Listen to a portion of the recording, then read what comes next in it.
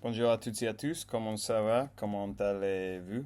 Comme vous pouvez voir, autrefois, je suis dans un autre endroit.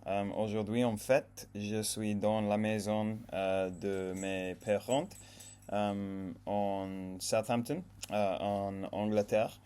Et aujourd'hui, j'ai eu une conversation avec ma mère parce que sur les langues, et sur le français et l'espagnol, parce qu'elle m'a demandé si je pense que, que le français est plus difficile que l'espagnol ou si l'espagnol est plus difficile que le français. Et en fait, c'est difficile à dire. C'est difficile à dire parce que il y a quelques aspects de français que je pense que c'est plus difficile et il y a autres aspects de l'espagnol qu'il m'avait qu'il qui j'avais eu plus de mal avec. Euh, bon, peu importe. Euh, et donc, je pense que, bon, aujourd'hui, en gros, je vais parler sur la prononciation et pourquoi je pense que la prononciation de français est plus difficile de la prononciation d'espagnol. Et je vais faire des autres vidéos à l'avenir en parlant de autres aspects de les deux langues. Et qu'est-ce que rend l'espagnol plus difficile et qu'est-ce que rend le français plus difficile. Mais je pense et je pense que il y aura beaucoup de gens qui est d'accord avec moi que la prononciation de le français est très difficile et beaucoup plus difficile que la prononciation de l'espagnol. Et le fait est que en espagnol est une langue phonétique, phonétique, et ça signifie que la façon dont on écrit les mots est pareille à la façon dont on dit les mots. Par exemple, en espagnol, on peut dire mañana. Et mañana signifie demain. Et la façon d'écrire le mot mañana, euh, on prononce toutes les lettres exactement comme on écrit les mots. Je pense que vous me comprenez. Mais par exemple, vous me comprenez? Euh, En gros, chaque fois que je vois un mot nouveau en espagnol, je sais comment le prononcer sans avoir l'écouté avant. Parce que si je vois que dans le mot, il y a certaines lettres, je sais que on doit prononcer toutes les lettres et toutes les lettres ont la même prononciation dans tous les mots en espagnol. Et ça n'existe pas les mots silentes, silent words, ou les lettres silencieuses. Ça n'existe pas en espagnol, donc c'est assez facile. Et ça fonctionne de l'autre manière aussi. Par exemple, si j'écoute un nouveau mot en espagnol, je vais savoir comment l'écrire parce que je vais écouter toutes les lettres et je peux être sûr que le spelling, le spelling est le même que la prononciation. Et c'est vrai que en espagnol, il y a certains sons qui sont difficiles pour prononcer pour les gens le, le, les anglophones, comme la lettre R, parce que si je dis en espagnol hablar, hablar, le R, le R est très difficile à comment on dit ça en anglais, mais au moins je peux voir le mot et je peux savoir comment le prononcer. Mais ce n'est pas le cas, ce n'est pas le cas pas du tout en français. Si j'écoute un mot, si j'écoute un mot en français, je n'aurai aucune idée comment l'écrire parce que ça peut être très différent.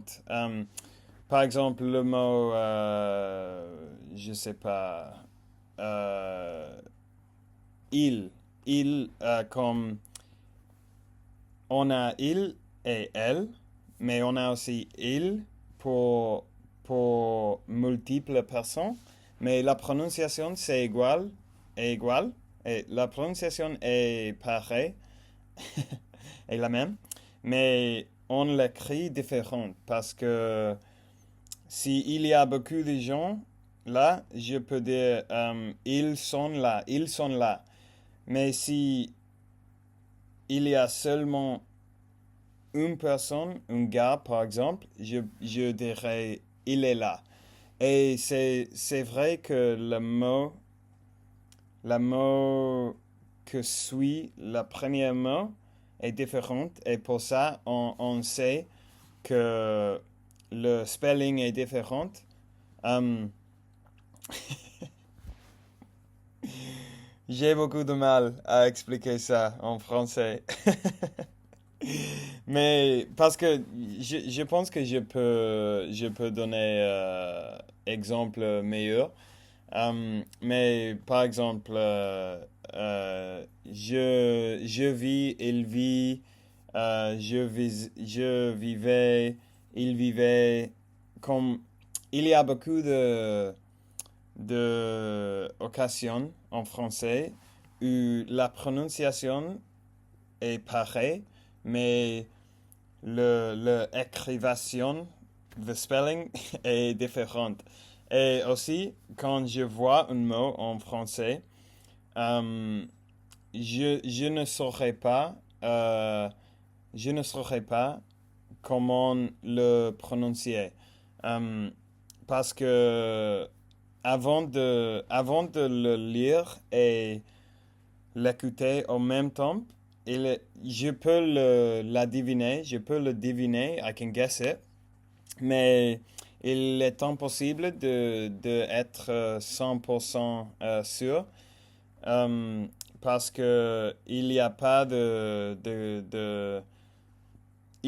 cohérence entre l'écrivation et la prononciation. Et je pense que c'est pareil en anglais, en fait.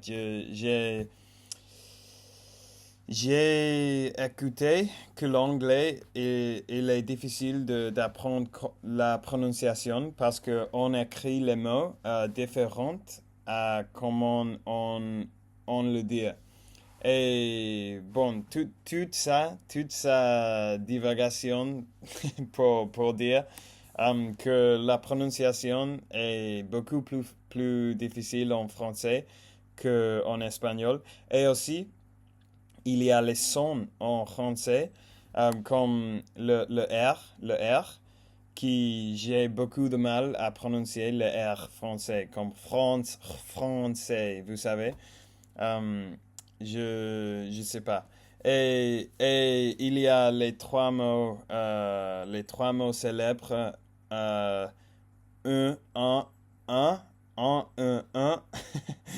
qui, qui a, qui a son différentes. Et bon, c'est ça. Mais c'est vrai que la prononciation est plus difficile en français qu'en espagnol, mais c'est vrai aussi que je profite plus euh, essayer de prononcer les mots en français qu'en espagnol parce que je sais pas, ça a l'air cool pour moi. Je ne sais pas pourquoi, mais je pense que les langues, ils sont très beaux, très cool et j'aime le défi de prononcer les mots. Ça me semble cool et le son, la sensation de prononcer les mots en français, ça me semble amusant, ça me semble divertissant euh, et assez cool. Donc, bon, je, ça ne me dérange pas que c'est difficile parce que en même temps, c'est divertissant. Et j'aime aussi parler en espagnol, mais c'est vrai que ça me dérange plus quand j'ai du mal à prononcer un mot en espagnol. Et je pense que ça, c'est parce que je vis en Espagne et je sais pas, je pense que je devrais pouvoir prononcer tous les mots parfaitement en espagnol parce que je vis ici. Mais en espagnol, en français, je ne sens pas cette pression. Donc c'est un peu plus, je suis un peu plus tranquille quand je dis les mots, quand je dis le mot mal en français parce que me semble marrant, vous savez, me semble drôle et cool d'essayer quand même. Donc bon, ça y est pour aujourd'hui. J'ai dit beaucoup de choses. J'ai dit trop de choses, je pense. Assez, j'ai parlé beaucoup de temps. Euh, mais bon, merci pour avoir regardé la vidéo. J'espère que vous tous passerez une super bonne soirée. En fait, maintenant, je vais rencontrer ma nièce pour la première fois. Donc, je suis très excité pour ça. Euh, et bon, ça y est, merci et au revoir et on va parler demain.